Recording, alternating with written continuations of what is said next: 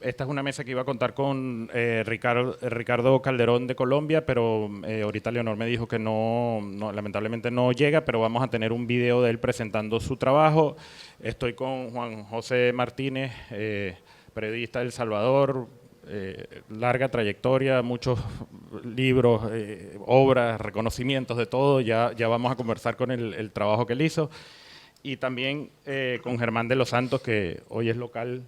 Entonces lo vamos a dejar de último a él en la presentación de su trabajo. Creo que ya vamos a presentar el trabajo de Ricardo Calderón de Caracol, Colombia. Yo retirado del ejército Juan Carlos Rodríguez, conocido con el alias de Zeus. Está conformada por 2 entregas y el total tomó 8 meses de investigación. La primera parte de la investigación revela cómo Zeus, con complicidad de policías, se fuga de una cárcel en la ciudad fronteriza de Cúcuta. Un exmilitar con un extenso prontuario criminal por narcotráfico, paramilitarismo y falsos positivos. Fue capturado el pasado 10 de abril, señalado de transportar este poderoso arsenal. A pesar de su largo dossier y alta peligrosidad, Zeus estaba en una celda común en el Comando de Policía de Cúcuta. Y antes de que pudiera ser trasladado a la cárcel de máxima seguridad en La Dorada Caldas, se fugó en un vergonzoso escape. Noticias Caracol revela en exclusiva los videos y los testimonios que muestran cómo se fraguó el escape de uno de los hombres más peligrosos del país. La fuga se planeó cuando llegó un policía y le dijo al comandante que estaba preso que si se podía fugar, que se fugara.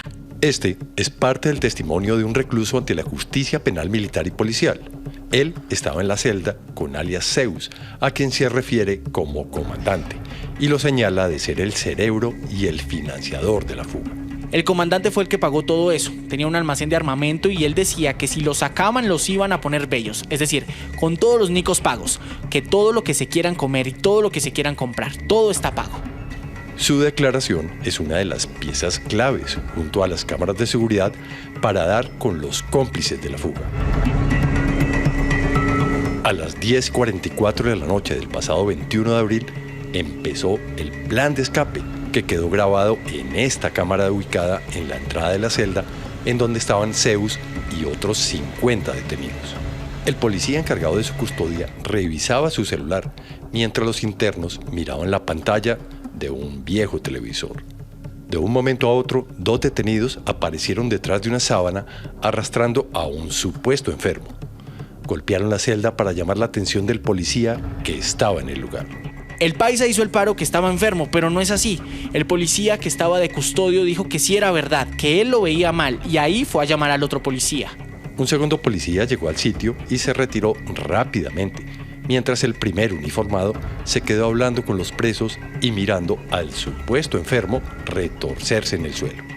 El segundo policía regresó con las llaves de la celda y se las pasó a su compañero, que quitó con el pie unas cajas de comida, el televisor y empezó a abrir los candados. Cuando los quitó, el detenido, que estaba retorciéndose de dolor, se abalanzó sobre el policía mientras los demás salieron en estampida. En ese momento se fue la luz unos segundos, pero la cámara siguió grabando la fuga. El primer policía quedó contra la pared detrás de la reja, detenido por el hombre que segundos antes estaba en el piso. Según los testimonios, este hombre, que iba en medio de la estampida cubriendo su cabeza con un trapo, era Zeus. La cámara del parqueadero del comando de la policía de Cúcuta muestra otra perspectiva de lo que ocurrió después. Primero se observa a un policía que sale corriendo de la zona de las celdas. Detrás suyo salieron los detenidos por el parqueadero. La zona de celdas queda a oscuras. Zeus va detrás del primer grupo, al lado de la pared, corriendo aún con un trapo en la cabeza, como se observa en este video. Algunos de los detenidos que inicialmente salieron en estampida por esa zona decidieron regresar a las celdas. Se observa salir del lugar al policía que abrió la reja y ya, junto a sus compañeros, recapturan a 2 detenidos que quedaron rezagados. La cámara exterior del comando de la policía muestra lo que ocurrió en la calle. Un policía entró por la reja exterior del parqueadero que estaba entreabierta, como se observa en la imagen. Durante varios segundos, el uniformado permanece de pie al lado de la reja mirando hacia el interior de la zona de parqueaderos. Observó a los detenidos que vienen corriendo hacia él. El policía salió corriendo también y avisó a 2 de sus compañeros que se encontraban en la entrada del comando. Los detenidos atravesaron la reja que estaba entreabierta y corrieron en diferentes direcciones. En un momento, la estampida de fugados terminó tumbando la reja del parqueadero, que incluso cayó sobre uno de los detenidos que quedó atrapado. Varios presos pasaron por encima de la reja caída, entre ellos Zeus, que llevaba el trapo en su mano derecha. Zeus corrió por la calle junto a otros prófugos y pasaron por el frente de la estación, mientras otros de los detenidos corrieron en sentido contrario. Así relató el testigo este momento. Ahí fue donde empezamos a salir todos. Ahí sonaron unos disparos, pero no supe quién los hizo. Dicen que los policías, pero yo pasé por el lado de los policías y no me soltaron ni uno. Cuando salí, la reja de la entrada del parqueadero estaba tumbada. Por su fuga, por ahora van 3 policías capturados por la Justicia Penal Militar y Policial, que avanza en las investigaciones con el apoyo de la Fiscalía Penal Militar y de la DIJÍN. La segunda parte de la investigación, que tomó varios meses, se enfoca en un elemento en particular, la libreta de alias Zeus. Esa libreta había sido decomisada por la policía y la fiscalía cuando Zeus fue capturado. Sin embargo, esa libreta desapareció de cualquier expediente judicial. Por diversas fuentes logramos llegar a esa agenda. La agenda tenía una cantidad enorme de información. Mucha de esta estaba codificada. Eso implicó acudir a antiguos compañeros de Zeus y diferentes criminales para traducir el contenido de esta agenda. El resultado demuestra que Zeus estaba participando en un rearme a gran escala de grupos paramilitares en Colombia. El documento de casi 100 páginas contiene mapas, cuentas de armamento y de narcotráfico, nombres de socios, temas de reuniones, planes cifrados de operaciones criminales y la hoja de ruta de una expansión militar del Clan del Golfo para apoderarse de las rentas criminales en todo el país y al mismo tiempo tratar de pescar en la paz total. Yo sí permití que este grupo de sicarios de las autodefensas asesinaran a varias personas en esa región. La libreta perdida constituye una pieza clave para demostrar que mientras Zeus entregaba declaraciones como esta ante la Jurisdicción Especial para la Paz, era miembro activo de la organización criminal más grande del país y la asesoraba militar y políticamente en sus intentos de negociación con el gobierno. De hecho, en sus notas queda claro que Zeus tenía línea directa con Javier, el más reciente alias con el que se conoce a Chiquito Malo, jefe del Clan del Golfo. Don Javier, recibe el jueves llegada a Carepa. Yo tengo finca ya para que lleguen. Quien les habla, el comandante Javier, comandante general de las autodefensas gaitanistas de Colombia. La nota habría sido escrita en marzo de 2023, la misma época en que Javier, o Chiquito Malo, apareció en forma de holograma en un video rodeado de los comandantes en una de las tantas tensiones con el gobierno por la paz total. En la promesa de paz que nos prometió el entonces candidato Gustavo Petro. En estas 2 páginas, Zeus escribió algunos derroteros extraídos de una reunión con varios jefes de la organización frente a lo que sería una estrategia política. Política de tierras, ganarse al pueblo. Exposición político-social. Microtráfico ponal, controlar. Ojo con narcóticos y trago en tropa, desescalar. Los antiguos jefes AUC ya fueron, ya no. H, macaco, iguano, alemán. No permitir gusanos. Carácter, controlar y carisma para liderar. Importante política social, trabajar con las comunidades. Asesores para líderes. Parte de la estrategia política, la libreta evidencia que la verdadera prioridad de Zeus era fortalecer militarmente al Clan del Golfo y llevarlo hacia regiones en donde aún no tenían el control total. Los triángulos que están en esta página contienen las iniciales de lo que Zeus proyecta serían los jefes de 8 estructuras armadas que se distribuirían por todo el país. J, alias Javier o Chiquito Malo. W, alias Willington o Gonzalito. R, alias Rodrigo Flechas. J, alias Joaquín o El Cura. C, alias Chirimoya. D, alias David o Terror. A, alias Abraham. A alias Javier o Chiquito Malo y a alias Chirimoya, el gobierno les reconoció mediante resolución el carácter de voceros del Clan del Golfo para diálogos de paz. En cuanto al Cura y Rodrigo Flechas, tienen suspendidas las órdenes de captura. Los puntos 1, 2 y 3 corresponderían a Antioquia, Caldas y Tolima, zonas en las que tiene injerencia el Clan del Golfo. El plan de Zeus contemplaba el fortalecimiento de estructuras armadas en Santander, Boyacá y Meta. También en Cundinamarca, Chocó y Buenaventura. La zona desde donde se está gestando esta expansión paramilitar es el Magdalena Medio y con el reagrupamiento de antiguos jefes paramilitares de esa región. Así lo confirma Iván Madero, representante de la ONG CODES, que hace presencia en esa parte del país. Entonces sí se ha observado una expansión como tal que inicia en cabeza de alias Zeus, ¿eh? Que tenía como la misión esa de ir recomponiendo en el territorio la presencia del Clan del Golfo como tal, como un nuevo bloque. Allí se han encontrado con una presencia de antiguas Autodefensas Unidas de Colombia o de antiguos paramilitares. Y lo que hacen es un reagrupamiento. Según las notas, Zeus fue el encargado de conseguir con sus contactos en diferentes unidades militares todo tipo de armamento y munición para proveer a los bloques. En algunos de los gráficos aparecen unidades tan emblemáticas como Tolemaida y el Comando Conjunto de Operaciones Especiales del Ejército, SECOES. Hay decenas de referencias como estas, en donde lleva cuentas de armamento.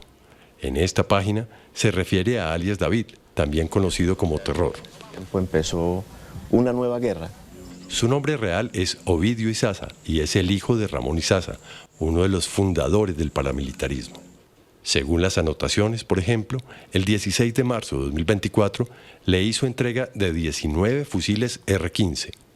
El 31 de marzo le dio 18 fusiles Galil con 36 proveedores y 12 fusiles AK-47 con 24 proveedores. En esta página registró la entrega de 83.400 cartuchos para diferentes tipos de armas.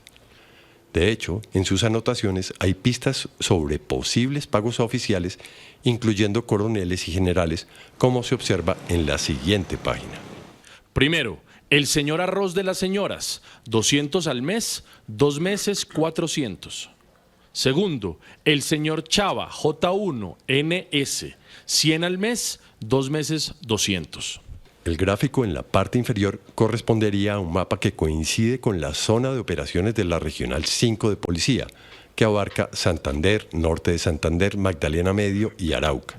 Las autoridades verifican si esta referencia tiene relación con los nombres de recientes comandantes en esa regional y si las cifras escritas son pagos de la organización. Las anotaciones de la libreta de Zeus van hasta el 10 de abril de 2024. Ese día fue capturado transportando casi 17.000 cartuchos de fusil. El arsenal provenía de la industria militar colombiana, Indomil, según las inscripciones. La libreta de Zeus estuvo desaparecida hasta ahora que Noticias Caracol tuvo acceso a la totalidad de su contenido. Consultamos con varios peritos grafólogos que cotejaron la agenda con documentos oficiales de Zeus ante la Jurisdicción Especial de Paz y ratificaron su autenticidad.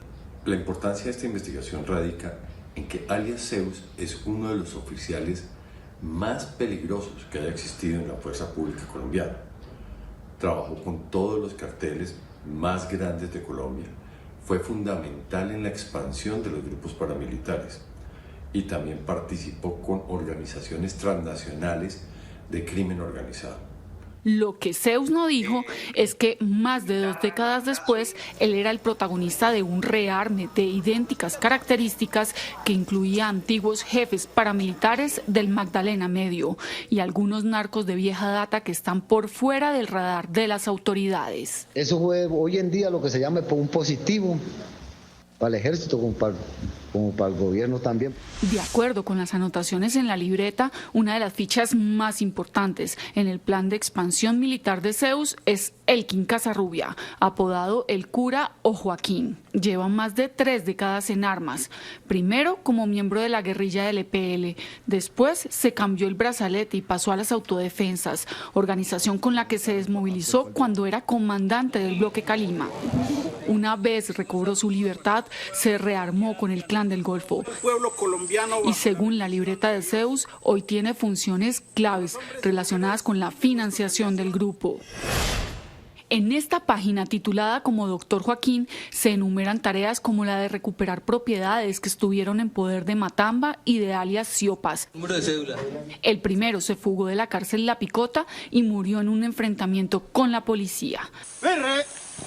Siopas, por su parte, fue uno de los jefes del Clan del Golfo, secuestrado y asesinado por la misma organización en un ajuste de cuentas. ¿Tienen guerrillas por ahí? Por los escritos de Zeus, se logra establecer que alias Joaquín, que se moviliza por la zona del Chocó, le habría encomendado la toma del puerto de Buenaventura.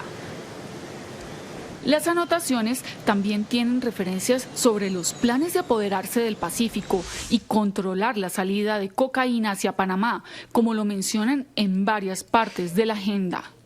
Lo más grave es que Zeus había montado una fachada frente a la justicia colombiana, supuestamente colaborando y delatando a unos socios, cuando en realidad, por debajo de la mesa, lo que estaba haciendo era aprovechar estos tipos de ventajas que la justicia le daba para armar grandes organizaciones criminales, traficar armas, droga y cometer cualquier cantidad de crímenes.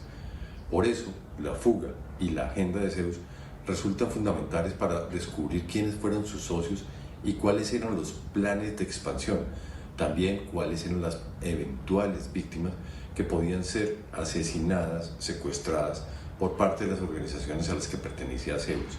De allí la importancia de esta investigación. Bueno, démosle un aplauso a...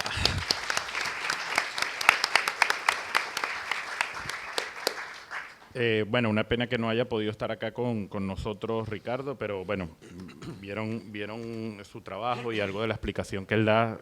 Yo creo que aquí creo que todos lo sabemos. Si hay alguien que conoce ese laberinto del crimen organizado en Colombia como nadie, es Ricardo. Y bueno, una pena que no haya estado, aunque tuvo la ventaja que no lo pude interrumpir, porque básicamente la moderación que me han encomendado es interrumpirlos. Bueno, vamos ahora con el trabajo y el tema de Juan José, que él ha investigado mucho el tema también del crimen organizado en el caso de El Salvador, aunque este trabajo del que nos va a hablar tiene otros matices y otros elementos. Lo dejo en su exposición. Cuando te vayan quedando 2 minutos ya te aviso. Sí, bueno, me escuchan. Bueno, sí, yo estuve trabajando crimen organizado. Este es un tema diferente. Tengo ya un tiempo un poco obsesionado con el tema haitiano. Me pareció a mí en algún momento formar parte de lo que a mí me parecía una especie de pacto colectivo y mediático por ignorar a esa parte de la isla La Española.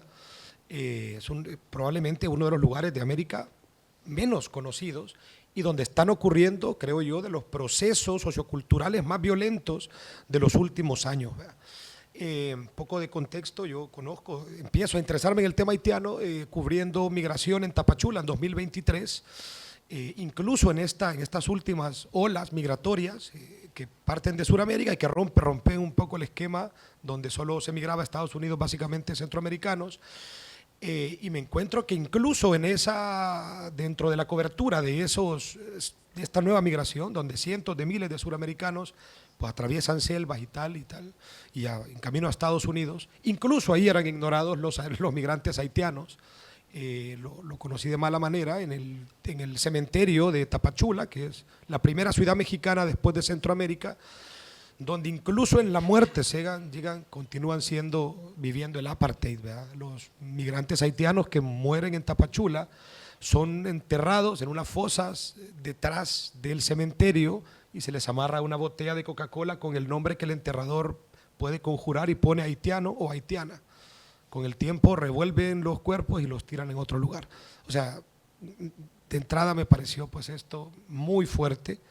Y me empezó a dar curiosidad de qué huían estas personas y por qué huían en esas condiciones tan lamentables y aún así preferían mantener esta ruta y pues nada, haciendo pues estudios sistemáticos y tal, y pues mucha lectura. Luego me voy a vivir a la frontera de Dajabón, que es la frontera de Dominicana, una de las fronteras de República Dominicana con Haití, donde lo que encuentro es algo realmente que no me lo esperaba. Por la frontera de Dajabón, además de que es todo el lugar donde se está construyendo un muro, un rollo un poco parecido al que pasó con el muro de Trump y México, solo que nadie lo conoce, porque está en Haití, que es un muro, que es una de las apuestas del presidente Abinader para detener lo que la ultraderecha llama la invasión haitiana a República Dominicana. Y alrededor del muro pues se dan muchísimos procesos. Entre ellos, pues el proceso de deportación, que es uno de los procesos más burdos que hay. Básicamente cazan haitianos por toda República Dominicana y los van a botar a la frontera de Dajabón. Incluso haitianos que han nacido en Dominicana, que por lo tanto serían dominicanos. Un proceso además muy violento, muy burdo, en donde una de las cosas que me llama la atención es la obsesión y la insistencia de las autoridades y de los habitantes de Dajabón y de los policías y de casi todas las personas en referirse a los haitianos como animales. Bueno, todo esto de un tiempo, eso fue un material que salió antes, se llamó Frontera Masacre, por el río Masacre que atraviesa esa frontera. Y este material que ahora estoy presentando acá, pues es el segundo viaje largo, ya no en la frontera, sino por el interior de República Dominicana. Quería ver un poco de dónde venían todas esas personas deportadas y por qué llegaban en situaciones tan lamentables a la frontera de Dajabón. Y lo que me encuentro, originalmente, pues yo llego a Santo Domingo buscando información sobre una gran huelga en el sector bananero y el sector cañero. Todo dominicano República Dominicana ha sido construida por mano de obra haitiana, pero también todo el tema de la agroexportación lo llevan los haitianos, son los que trabajan ahí. Y con estas, y esto es una cosa un poco insólita, por primera vez, al menos en mi carrera, he visto a la empresa privada mostrándose agresiva ante procesos de deportación de migrantes indocumentados, y era justo porque no tenían quien les cortar el banano ni la caña. Y se hablaba, el ministro de Economía y tal, nunca estuvo en la palestra de derechos humanos, todo era cuestión de producción. Y eso llegué a documentar a República Dominicana, buscando pues a los organizadores, a las ONGs que estaban apoyando esta huelga de haitianos, básicamente, en el sector bananero y cañero. Y para esto contacto con una ONG que se llama Moshta, es una abreviatura de palabras en creol haitiano, que tienen una clínica y tal, pero cuando llego a tratar de hablar con Moshta, los tenían sitiados una serie de grupos de ultraderecha que han surgido, en concreto este se llamaba Código Patria, donde el espíritu de estos grupos es defender a la República Dominicana de una inminente amenaza de haitianos que están buscando destrozarlo todo. Bueno, que es un poco la narrativa de toda la derecha en América, la narrativa de Trump que se ha esparcido como un virus. Y estaban sitiando a esta ONG, amenazándolos, son grupos parapoliciales compuestos por policías y por militares del A2, que es la parte de la inteligencia de las Fuerzas Aéreas de Dominicana. Y esto pues me hizo que fuera un poco desviando la investigación, ¿no? Porque era un poco interesante y anómalo. Y lo que encuentro cuando hablo con estos dirigentes de esta ONG es todo un rosario de videos, de documentación de las vejaciones de la policía del gobierno y de grupos de civiles contra la comunidad haitiana. En concreto, me llama la atención un video donde dos policías persiguen a un hombre negro en un tejado. Quien está grabando se ve que es una haitiana, al parecer, porque está hablando en creol. se está lamentando, ¿no? Porque están persiguiendo al muchacho, el muchacho logra hacer 2 regates, un policía lo pilla y lo tira del tejado. Hice un tejado que se miraba alto, entonces todo indicaba que lo había matado.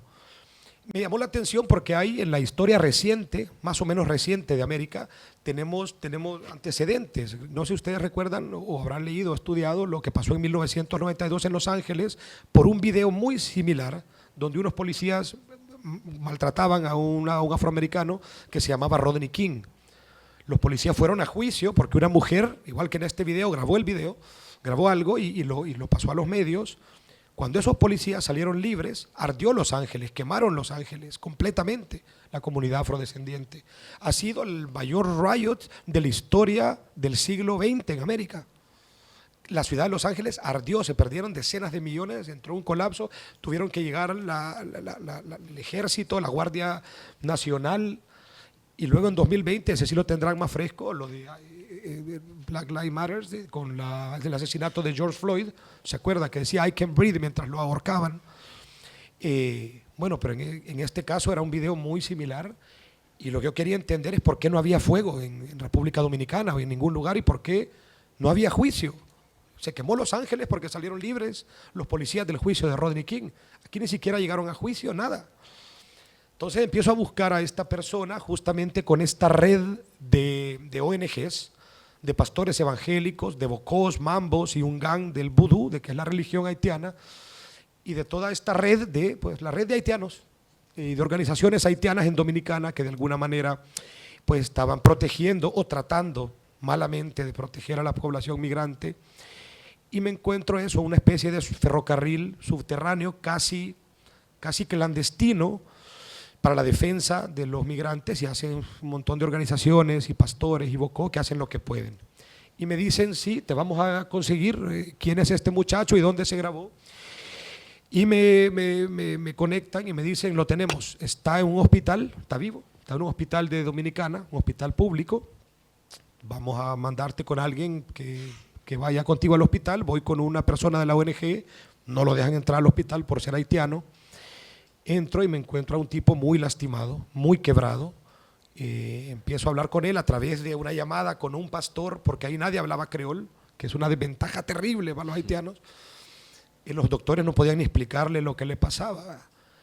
Y me empieza a contar la historia que él huyó por un tejado, que se subió a una ventana y que luego, antes de que lo capturaran, perdió el equilibrio y cayó. Él no era el hombre del video, era otro hombre de otro video. Bueno, para él ni siquiera hubo video. Estaba muy quebrado, se llamaba Keken. Entonces, bueno, documento esto, pero no era el hombre que yo estaba buscando. Abro otra ruta, me voy con unas personas más del lado de las iglesias evangélicas y del lado de las iglesias buduistas, y me llevan a un lugar que se llama Vía Mela y me dicen, aquí está vivo. Es un muchacho, el del video, está en un lugar de Vía Mela.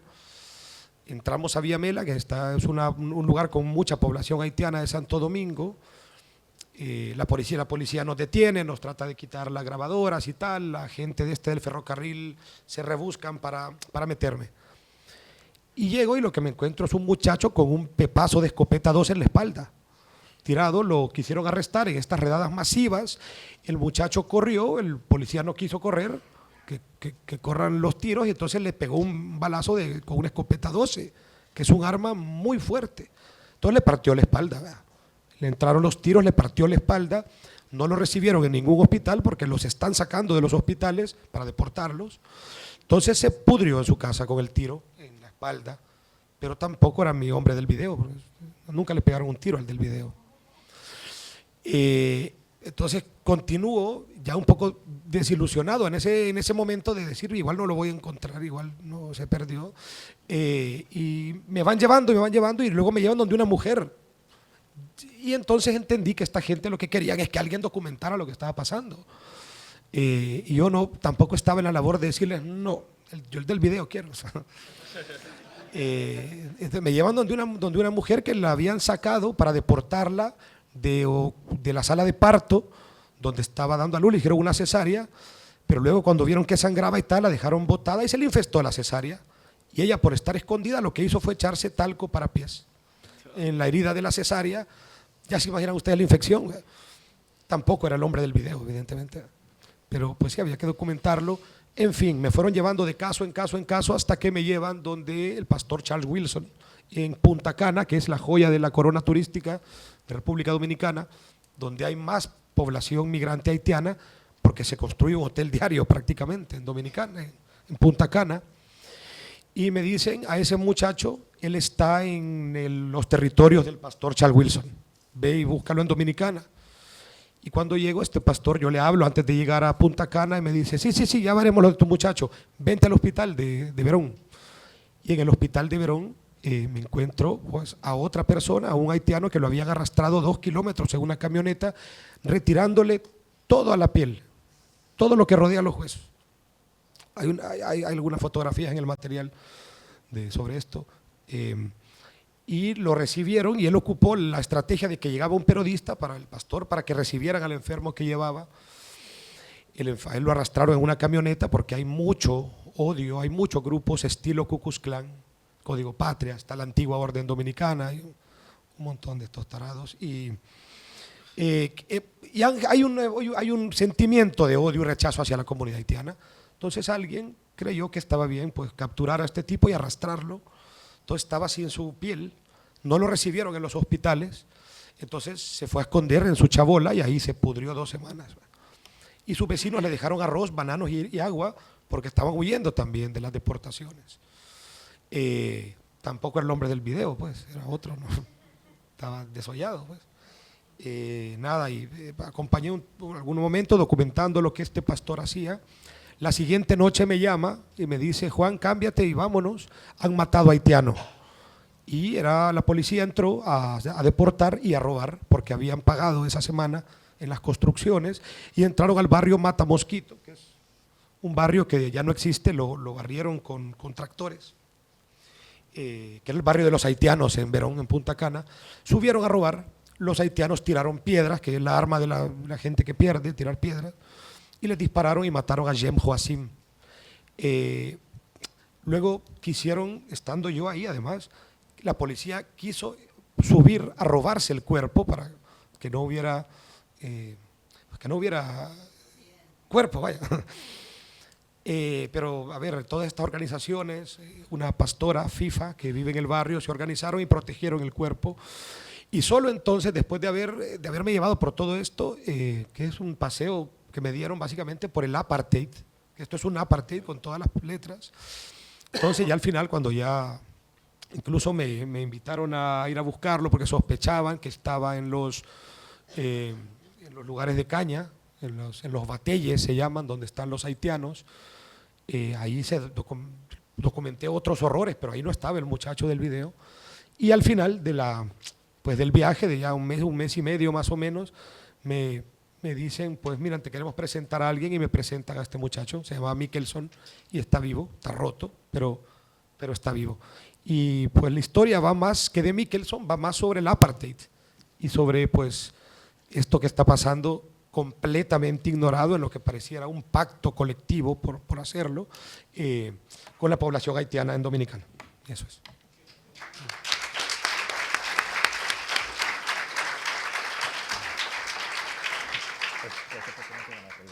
¿Qué pasó? El con el Gabo, ¿no? Con este Gabo. Yo no lo dije cuando lo presenté, pero con ese trabajo Juan José ganó el premio Gabo este año. Y nada, como vieron, como les dije, tenía como otros matices casi que buscando a este hombre Mickelson casi que entre lo detectivesco y antropológico, que no es casual porque creo que de formación eres antropólogo, ¿no? Bueno, y el siguiente es Germán, no lo dije antes, Germán es el local, periodista de La Nación Argentina, mucha trayectoria, creo que 2 libros publicados, publicados, y nos va a presentar entonces su trabajo, un trabajo que salió en La Nación. Exacto. Y tiene que ver con la historia muy interesante de un magistrado. Ya creo que él sí tienes una presentación. Sí, a ver si...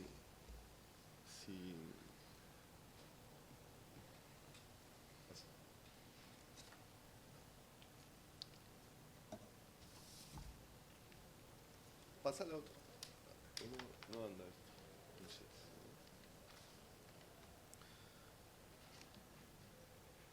Poné la otra. Ah, pues.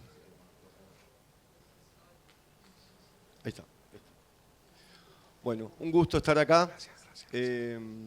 Vamos a contar una historia que tiene que ver con varios componentes de una investigación que hicimos y que tiene que ver con el tiempo. Y en el crimen organizado el tiempo tiene un valor especial. Alguien lo compra y alguien lo vende.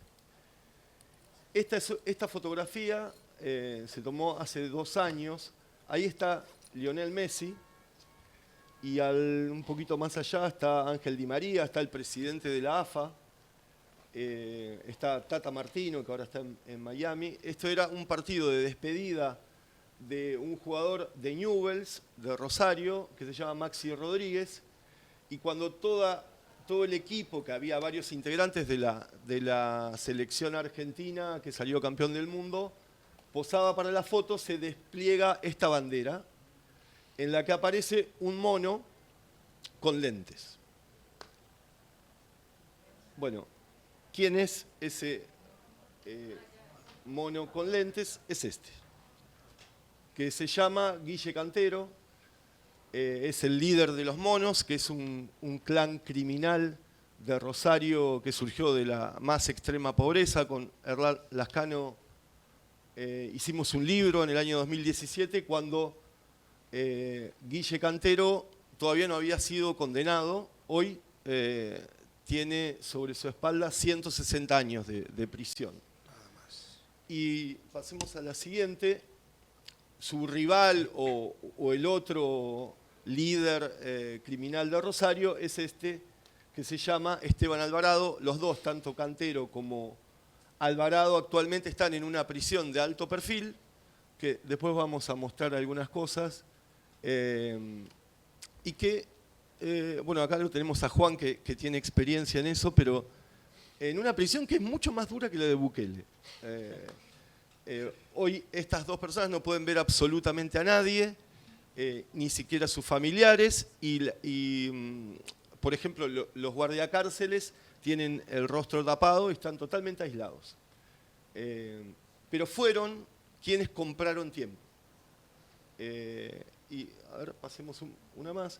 Compraron tiempo y en ese lapso Rosario vivió una situación muy compleja. La Argentina no tiene problemas estructurales de crimen organizado, de violencia, pero inesperadamente Rosario se convirtió en un lugar donde la tasa de homicidio llegó a 21 y 22 asesinatos cada 100.000 habitantes. El promedio de la Argentina es de 5 asesinatos cada 100.000 habitantes. Y digamos, ese crecimiento muy rápido de la violencia a partir del año 2012 tiene que ver con algunas cosas que vamos a ir contando. Digamos, las dos o las bandas criminales de Rosario se caracterizan por algo que no es sofisticación, sino que son muy rústicas. Guille Cantero, el líder de los monos, aprendió a leer y escribir en la cárcel. Y estamos hablando que estas organizaciones sostuvieron un negocio criminal sobre la violencia, algo raro en la Argentina. Y tiene que ver también con otros componentes que digamos, lo distinguen a Rosario del resto del país, sobre todo a nivel geográfico. En Rosario hay 33 puertos. Está en la hidrovía Paraná-Paraguay, que une 5 países, y hoy, o después de la pandemia, esa ruta fluvial que tiene 3.400 kilómetros, se convirtió en gran parte de la salida de la cocaína que se produce en Colombia, Perú y Bolivia, hacia el mercado europeo y de Asia y de Oceanía.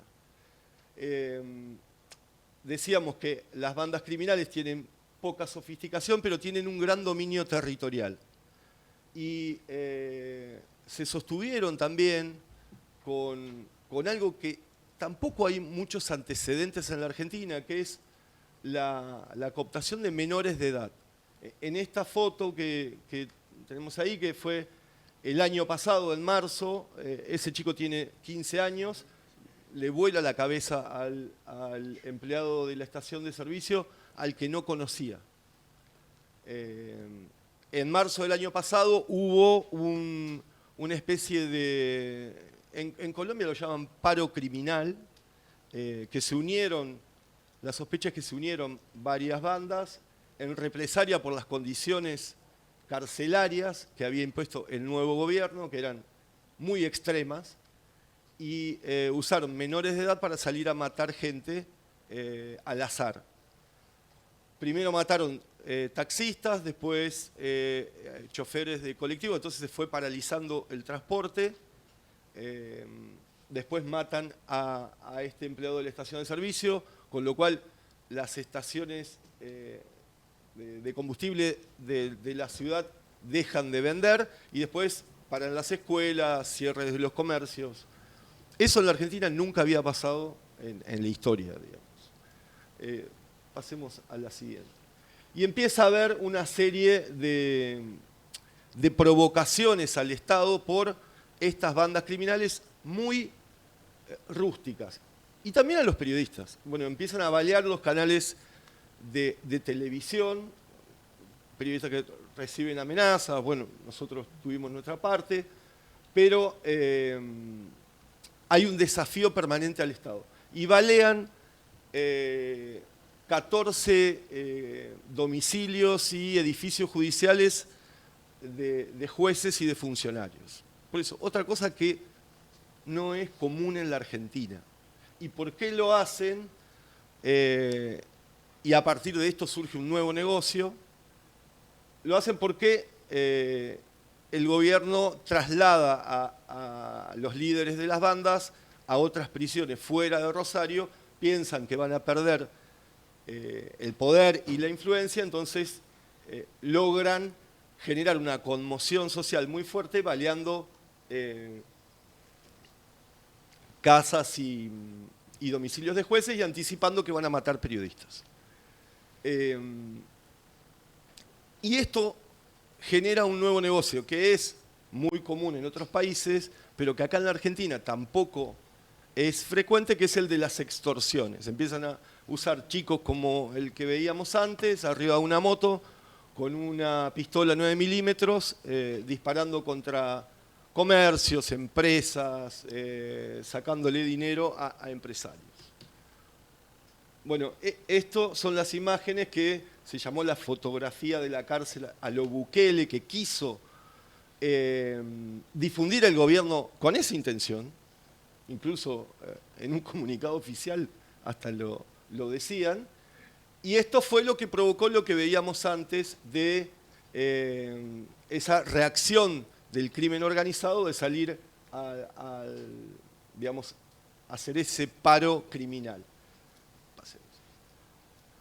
Pero, digamos, estamos hablando de que gente muy pobre de la periferia de Rosario, los monos surgen en un lugar que se crea, que lo crea el propio Estado, la dictadura militar, durante el Mundial 78. Querían esconder a los pobres, los llevan a un lugar que se llama el barrio 17 de agosto, La Granada, y hacen un paredón y los esconden ahí. Entonces los turistas, cuando venían de Buenos Aires hacia Rosario, veían una pared, pero no veían pobres. Bueno, ahí surgen los monos. Detrás de esa pared, después, 20 años después, se convierte gente muy marginal en líderes criminales, increíblemente. Bueno, pero compran ese tiempo, sobre todo el rival de los monos, Alvarado, que eso es clave para que esta gente tan elemental llegue a transformarse en grupos criminales poderosos. Digamos, solo se lo da ese lapso de tiempo en el que tienen para matar a los enemigos. En Rosario hubo en el año 2013 264 asesinatos y después hay otro pico en el año 2022 de 300 homicidios. Y ese tiempo es lo que nosotros, digamos, en lo que es el periodismo de investigación, que estamos muchas veces mirando la aguja en el pajar, perdemos de vista el elefante. Porque el tiempo era lo único que justificaba también las complicidades que existían. O sea, estos grupos criminales no podrían haberse convertido en lo que fueron sin complicidad, primero policial, que la banda de los monos, por ejemplo, es un grupo narcopolicial.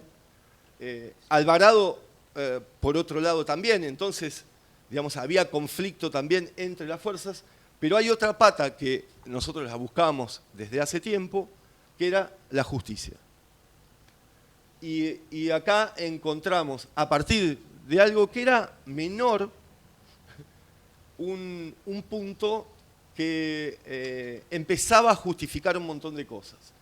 Y encontramos que el contador de, este es el juez Marcelo Bailaque, el juez federal de Rosario, el contador de Marcelo Bailaque, su contador personal, era el mismo que el de Esteban Alvarado, el que había conformado toda la arquitectura financiera y económica de este personaje, que había empezado y pasado, digamos, esa fase de rusticidad a generar empresas ya legales.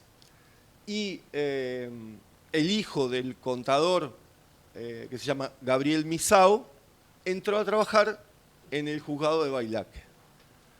Y era el que estaba a cargo de la investigación sobre el lavado de dinero de Esteban Alvarado, para el cual su padre era el contador. Por eso, parece algo, o yo lo vi desde ese momento, algo menor. Incluso cuando terminé de confirmar todo, lo fui a hablar con el propio juez, que nos encontramos muy cerquita de la cancha de Newell's, donde bajaban la bandera de los monos. Y él como que no le dio relevancia, digamos, como que sí, es mi amigo de la escuela primaria, sí, bueno, pero es el contador del principal narco de Rosario. Sí, pero ¿qué tiene que ver? Tiene que ver, hombre. Bueno, pero el tipo se da cuenta ahí en ese momento que eso puede ser el fin de su carrera. Porque también hay que tener en cuenta que muchas veces investigaciones mucho más profundas terminan derrapando o no siendo muy claras, y esto era muy puntual, aunque no fuese tan relevante. Pasemos la segunda. Pero ahí empezamos a ver otras cosas. O sea, ¿qué era ese tiempo que había comprado Alvarado? Bueno, el jefe de la Policía de Seguridad Aeroportuaria había pedido al juez intervenciones telefónicas y el juez tardó 6 años. O sea, en esos 6 años Esteban Alvarado acumuló una fortuna fenomenal, pero sobre todo, y eso tiene que ver con la estadística que mostrábamos antes, tiene que ver con las muertes. Mató muchísima gente. Nosotros en el libro Rosario exponemos el testimonio de Carlos Argüelles, que es un testigo que después lo mata a Alvarado, y él cuenta cosas que por eso acá en la Argentina no tenemos tan presente. Descuartizar gente, meterla en hormigón, diluirla en ácido. Y hay, porque tengo que terminar, otra pata más que tiene que ver... no, anda la anterior. Bueno, el juez, además de dar tiempo a estos dos líderes criminales, empieza a hacer negocios con el propio Estado. O sea, es él el representante del Estado que comete delitos. Empieza a hacer extorsiones como los monos. Y ahí, que eso a mí me pareció extraordinario, empieza a extorsionar a un financista y el soborno se paga en la casa, en el Museo de la Democracia de Rosario. Que a mí me parece espectacular, digamos, como una metáfora de estos tiempos, que es un financista además que saca mucho provecho de esa relación con el juez y sobre todo del propio Estado. Tiene una financiera y una mutual muy importante con la cual el anterior gobierno le da códigos de descuento y da créditos a los empleados públicos a los que directamente se les descuenta el recibo de sueldo, con lo cual tiene el cobro asegurado. Se hace millonario también, y bueno, pero a su vez tiene tiempo para hacer estas extorsiones y que se pagan en el Museo de la Democracia. Pasemos a la última y ya termino. Pero digo, el juez, lo que encontramos acá es un sistema, un comportamiento que no solo incluía a los monos, al varado, al crimen organizado, a los negocios que hacía aparte por sacarle plata a otros empresarios, extorsionarlos. Bueno, en las afueras de Rosario hay una fábrica de armas y hay un batallón del ejército, batallón 603. Desde hace tiempo venimos investigando esto, que hay recurrentes robos de armas de ahí. Bueno, se robaron 450 fusiles FAL.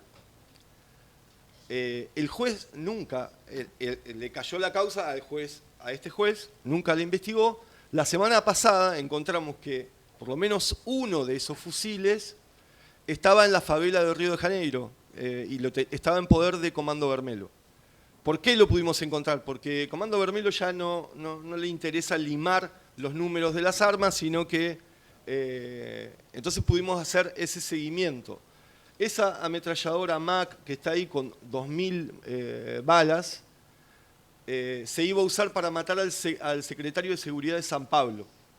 El año pasado, que lo iba a hacer este atentado PCC, lo engancharon antes a un tipo que había estado cerca de Rosario, pero que esta ametralladora debía estar destruida porque lo habían dado de baja en el año 2010 y termina en manos de, la decisión o este sistema que nosotros empezamos a ver de un juez con el propio Estado, digamos, ya no encubriendo y generando complicidad, sino siendo una parte activa del delito, explica mucho lo que veníamos contando con Hernán Lascano en los libros, que era el fenómeno criminal de Rosario, la cantidad de muertos, o sea, que muchas veces no le podíamos encontrar el porqué, o muchos dirigentes políticos no le explicaban el porqué, y me parece que tiene que ver con esto, con la complicidad, la mafia de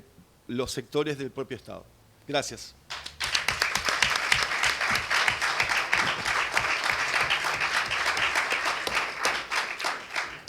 Gracias, Germán. Bueno, a ver, yo imagino que seguramente ya todos tienen preguntas, así que prefiero como que demos paso de una vez a las preguntas y así aprovechamos mejor el tiempo.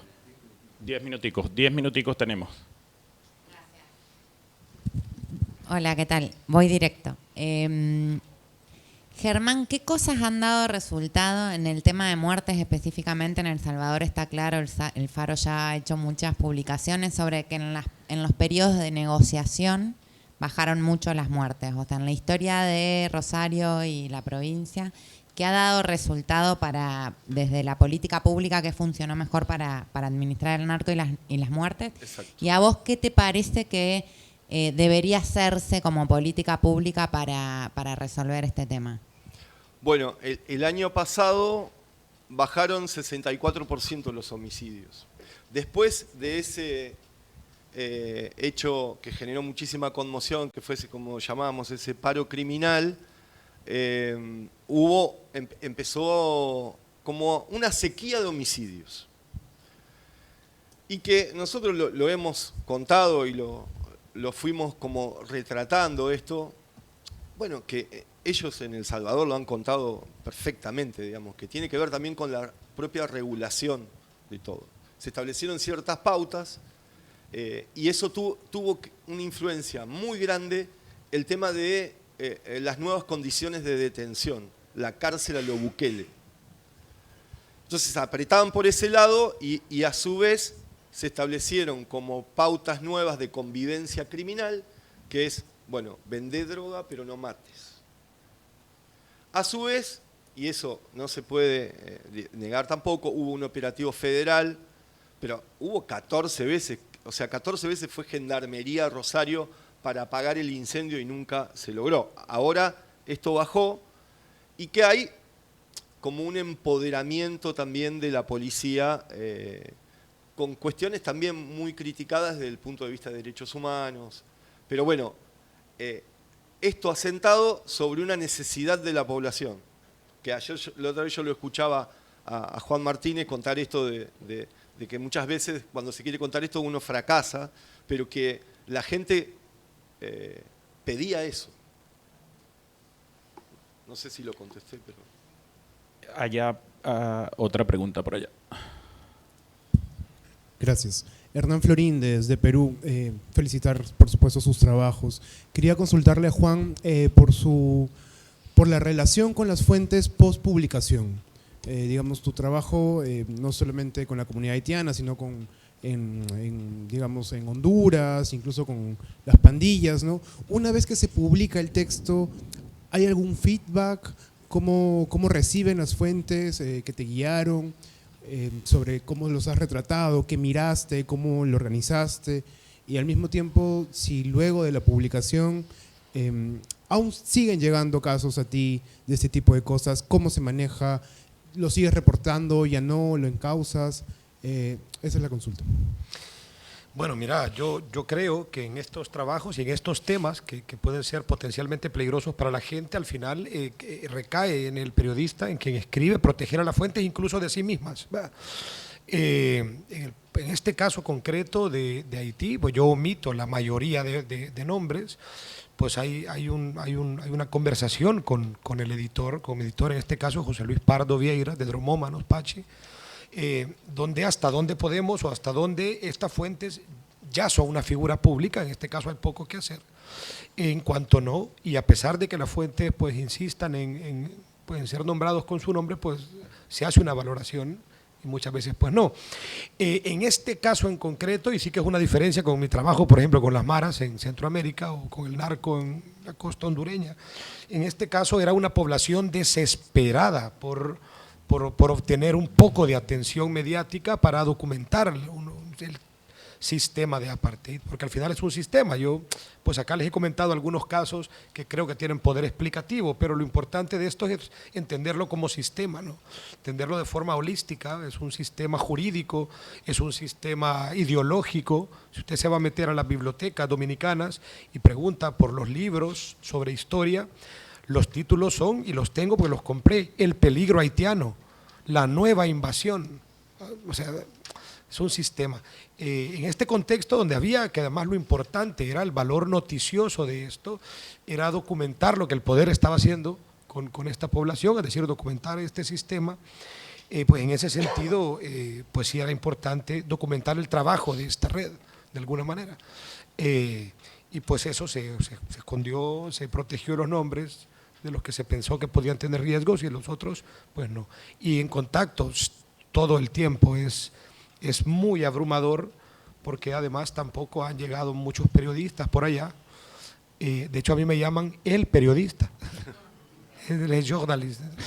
Y siguen documentando casos, todo el tiempo están enviando cosas y es muy difícil poder prestarle atención a todo.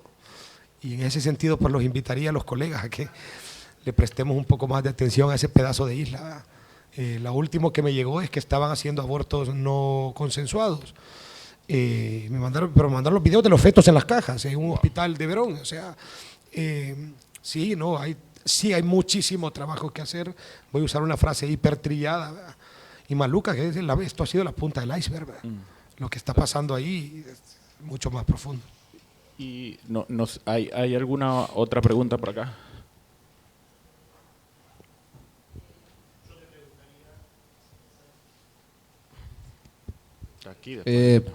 Hola, Germán, preguntarte, ¿el manejo de la droga sigue siendo la misma magnitud, más allá de que bajaron el índice de las drogas? La semana pasada yo vengo de San Luis, estuvo el jefe de la unidad antimafia, hubo unas jornadas de capacitación para la policía, yo participé como oyente, y dijo, San Luis tiene todas las condiciones para que se asiente el narcotráfico acá, y debo entender como que hay como una ola de desplazamiento de los grupos narcos. Sí, también hay muchos fantasmas que crean los propios policías, jefes policiales. Hay cosas inverosímiles que yo he escuchado de la banda de los monos. Mira, que, por ejemplo, en Punta del Este habían reventado a trompadas a un presunto estafador y que mientras le pegaban le decían somos de los monos, y que se usa la marca ya, digamos, como que se convirtió en una marca y que muchas veces la policía o los propios gobiernos cuando quieren generar estos fantasmas, porque es sinónimo de violencia, te dicen van a llegar los monos. Y los monos hoy están casi destruidos. Creo que hay una pregunta aquí Juan, y el señor por allá. Cortita. Mencionaste que te apoyaba, que parte de tus fuentes y los que te ayudaron eran pastores, organizaciones civiles o ONGs. ¿Eran de República Dominicana esas personas o eran haitianas? A ver, depende de cómo usted lo mire. Muchos de ellos habían nacido en Dominicana. Pasa que este año, en esta gran ofensiva antimigrante, se les retiró la nacionalidad a más de 250.000 personas que nacieron en Dominicana, que no conocen Haití y no hablan creol, y están siendo deportados a un Haití ahora mismo hiperconflictivo, donde se está llevando a cabo uno de los policonflictos o conflictos multitrincheras más intensos de los últimos 50 años en América. Sí, esta red, pues sí, era una red compuesta por haitianos, migrantes haitianos o haitianos descendientes, muy perseguida, la verdad, y muy poco estructurada, una red que se organizan como malamente pueden, hacen colectas muchas veces, se traspasan información. Me conmovió un montón el trabajo de este pastor Charles Wilson, que anda pues sacando casos concretos, pero hay otras organizaciones en Vía Mela que lo que hacen, por ejemplo, y eso me pareció muy bonito dentro de todo el horror, hacen videos donde les enseñan a los haitianos cómo comportarse con la migración, algunas palabras en español, la mayoría no hablan español, hasta con unas canciones en plan por dónde no deben caminar, cómo conducirse sin que los pueda cazar la migración, qué cosas no deben hacer, qué cosas no deben firmar, para que se esparzan esos videos y de alguna manera puedan protegerse un poco, pero son actividades de este tipo. Y esos haitianos, esos dominicanos haitianos que no se sabe bien, que los deportan a Haití, quedan como sin nacionalidad.